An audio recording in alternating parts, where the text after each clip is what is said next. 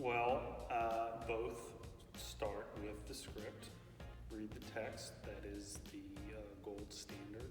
Everything has to go back to this text. And then it begins with a combination of research and mood.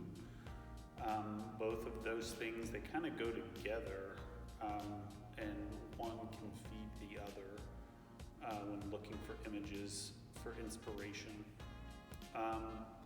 And then a lot of conversations with the other designers and the director about where do we want to take this? What are we trying to achieve? What is the story that we're telling? What are we really trying to get out of this text to put on stage? And so from there, just slowly keep looking and finding and picking and placing and putting things together. As far as a scenic designer, I really like to think about movement options, pathways, levels, things like that I can provide the performer as well as the director to begin to create their stage picture. And then I like realism, but realism isn't the story we're always telling.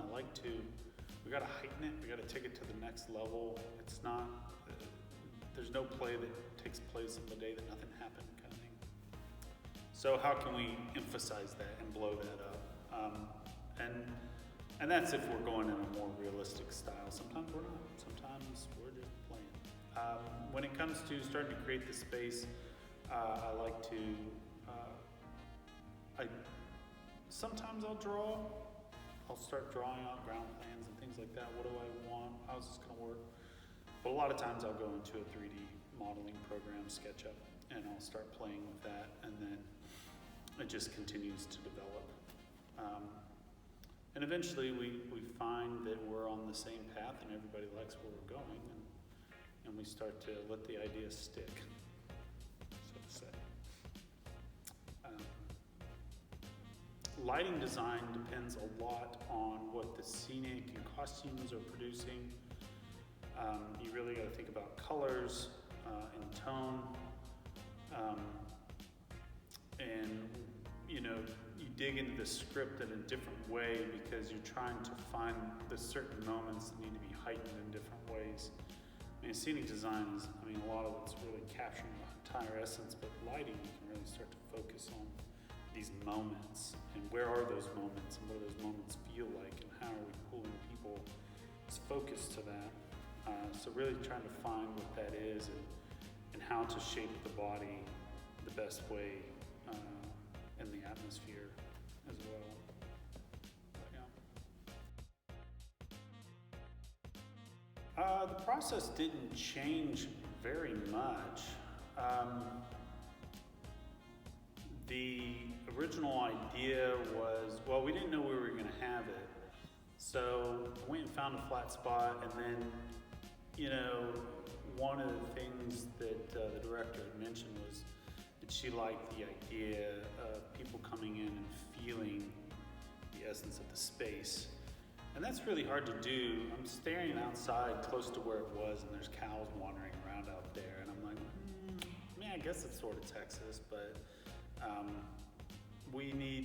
how can we do that? And so then it became another set of ideas of how can we do that, and that was where we decided to direct the traffic of the audience into the store and really pull them into it. They were stepping into the environment as they were coming in. So that was the only major difference. Lighting, I didn't have any options. It was going to be lights up, and maybe we go some different colors. So it's really like, all right, we're kind of at the will of the company that was providing the equipment. And so, yeah, that's what we were kind of, I really, I knew what I wanted to do, but I was really limited on what I was probably going to be able to do. Well, the biggest challenge with designing it,